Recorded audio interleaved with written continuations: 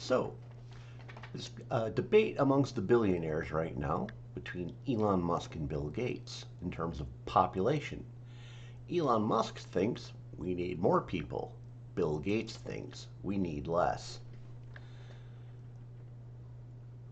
So, which one of these guys is right?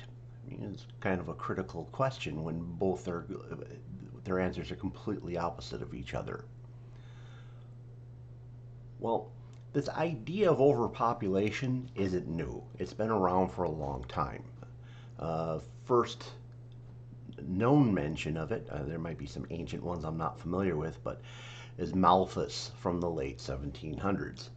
Essentially, he came to the conclusion that we would eventually overpopulate and swarm our resources and get to the point where we couldn't feed each other and there'd be mass starvation and large portions of the human population would die off. So far, his prediction's wrong. Then we have Paul Ehrlich, who wrote the best-selling 1968 book called The Population Bomb. So you basically have two guys, 300 some years apart from each other, coming up with similar conclusions, and both of them were completely wrong. They actually had end dates that have passed without any particular problems occurring. None of their predictions came true. Well, there's an old saying in economics. It goes like, if all else remains the same.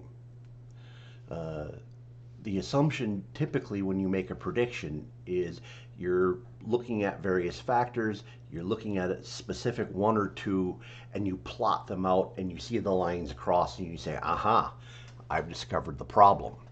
But the thing is, that assumes all else remains the same. And typically what happens is other factors jump in to change the outcome, and the lines you predicted crossing, i.e., like population and food supply, never end up actually crossing. The big thing is human beings are very cantankerous. They don't just curl up in a ball and die like the predictors would like them to. They're very much of the mind to keep moving forward. So, one of the things we can say very clearly is our standard of living in the world has been going up and been continuously going up. So has the population.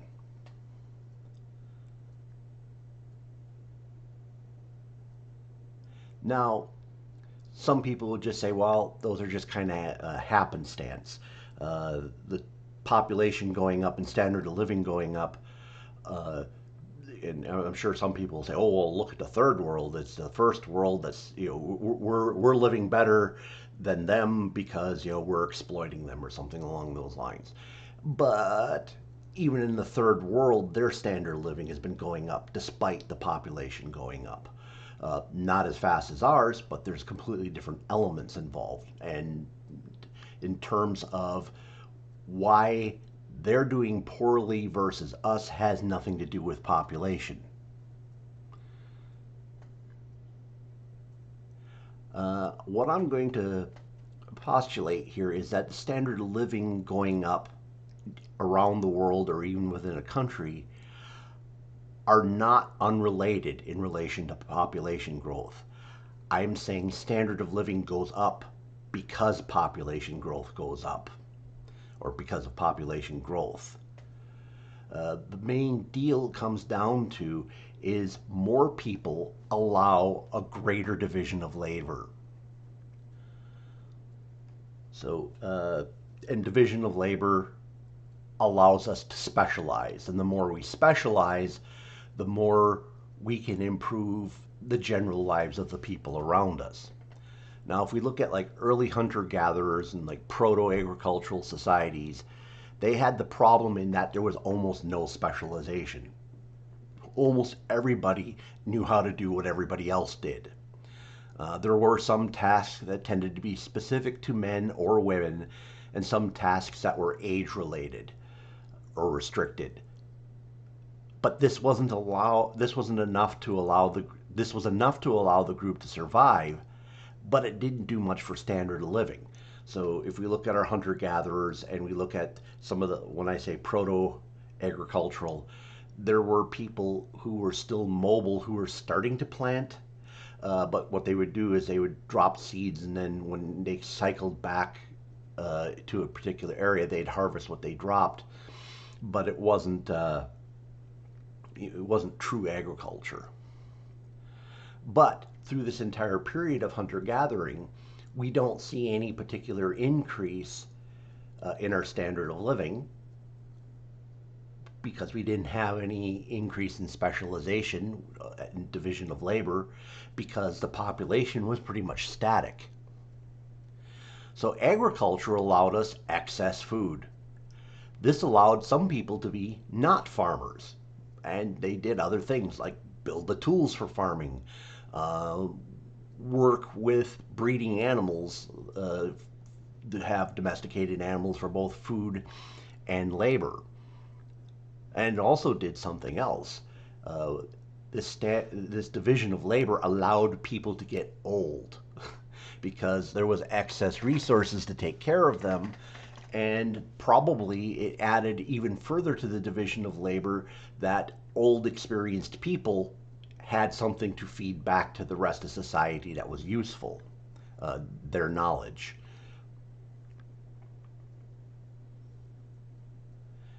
Okay? So tool making freed up more time for agriculture. Making more food freed up people to do other things. So Malthus and Elric uh, assumed extra people would just consume. They didn't think to consider that they might produce things that made it even easier for a farmer to feed people. They didn't consider that these extra people would come up with things to do that would enrich the lives of everybody around them. The strange impact of further and further specialization oddly also inspires automation. Ned Ludd, likely a fictional person, or maybe a composite of several people, parented the Luddite movement, which was convinced workers would be displaced by automation and would become starving masses. And the Luddites actually went around destroying new machines that were coming online, specifically in the textile industry, because they believed it was going to put people out of work. And once again, that was something that was happening early 1800s. Despite the fact we keep automating, the result is further specialization and the creation of jobs no one ever predicted would be there. So every time someone says automation is going to cause some kind of disruption that's just going to create masses of people who with nothing to do, every time so far they've been wrong. Well, what about scarce resources? That's one of the main underlying currents of Elric and Malthus. Maybe they were just wrong in their ability to figure out how much resources they were there. Like ultimately, at some point, we're going to hit a brick wall where we're just going to be completely out of resource X. Well, 20 years ago, it was a sure bet that oil was going to run out.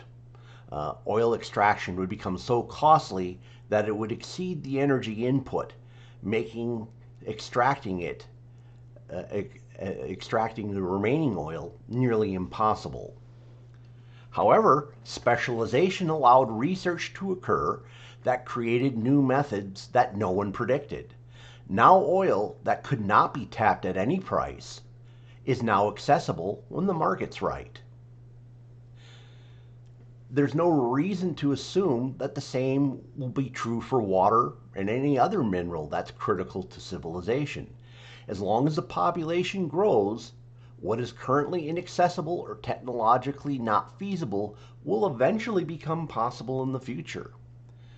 Water is kind of an amusing one because 70% of the surface of the earth is covered in water.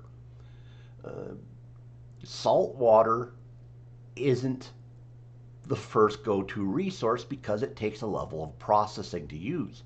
But at some point, it's going to become viable to do it, uh, probably because of shortfalls in the existing freshwater supplies.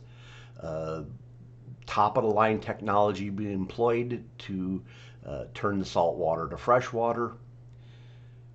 Initially, the cost of water will go up, and then over time, it'll drop. And people now talking about a freshwater shortage will probably be chuckled at by somebody 100 years in the future. What about the environment? Uh, People have kind of a misunderstanding of how big the land mass of the earth is compared to the population of the earth. The entire population of the world could fit at population densities similar to Houston, Texas, and would only cover 2/3 of the lower United States. So the entire world population could fit in an basically at the same crowding level you'd have in Houston, Texas, which isn't that bad, and it would only cover 2/3 of the lower U.S.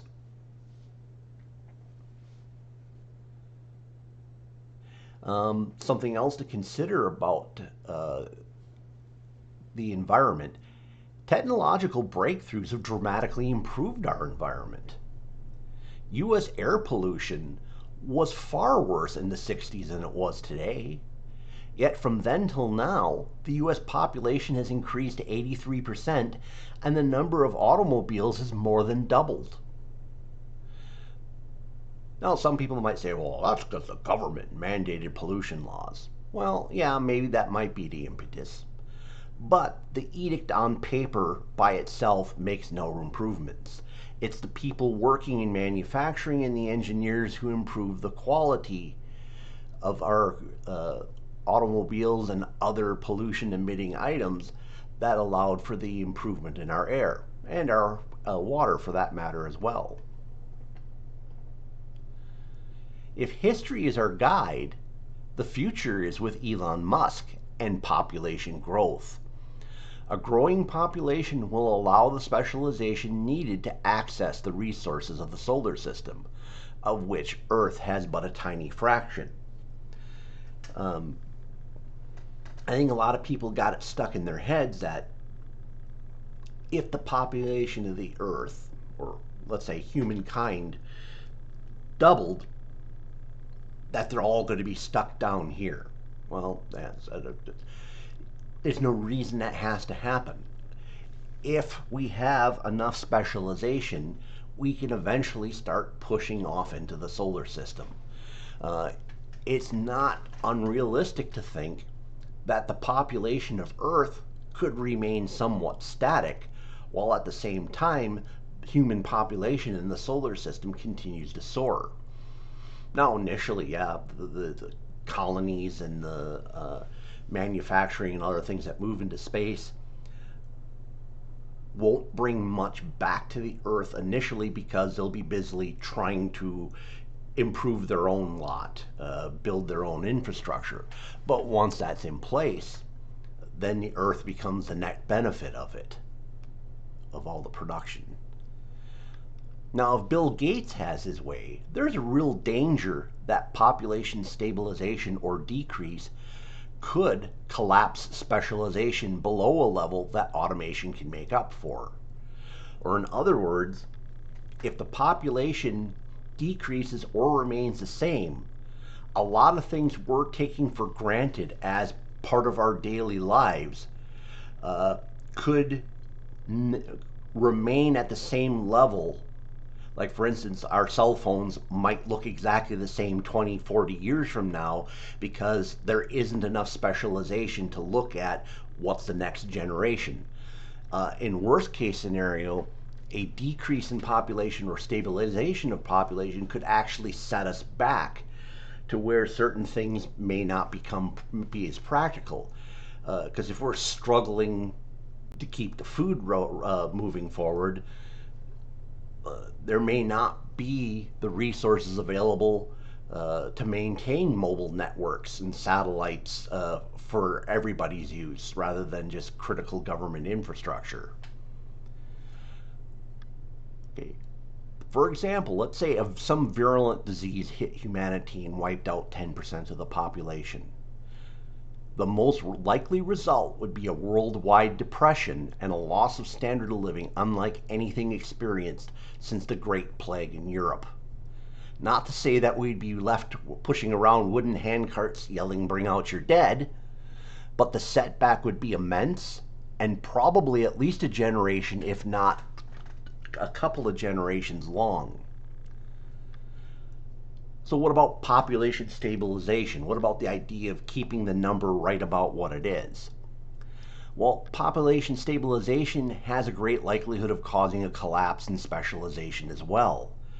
If the population doesn't grow, it ages.